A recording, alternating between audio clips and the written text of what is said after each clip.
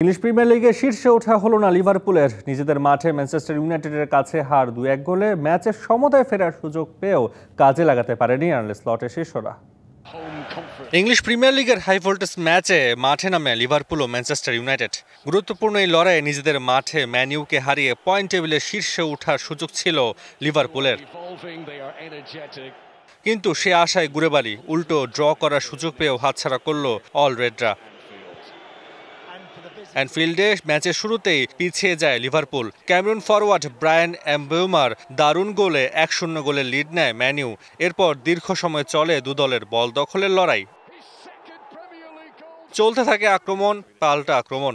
সমতায় ফিরতে মরিয়া চলতি মৌসুমে টানা 7 ম্যাচ জয়ের পর নিজেদের খেলা শেষ 3 ম্যাচেই হারের ক্ষত পাওয়া আর্নে স্লটের দল।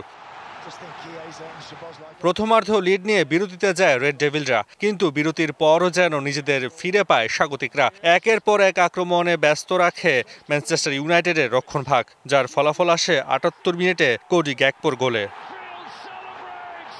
তবে দিনটা লিভারপুলের ছিল না। প্রমাণ পাওয়া গেল গোল পরিশোধের 6 মিনিট পর। হ্যারি ম্যাগুয়ারের হেডে 2-1 লিড নেয় ম্যান ইউ। শেষ বাঁশি বাজার আগে আরও একটি সুযোগ পায় লিভারপুল, কিন্তু কাজে লাগাতে পারেনি তা। এই নিয়ে টানা 4 হারের মুখ দেখল অ্যানফিল্ডের দলটি, এর মধ্যে 3টি ইংলিশ প্রিমিয়ার লিগেই। Taswa Nafi, DBC news desk.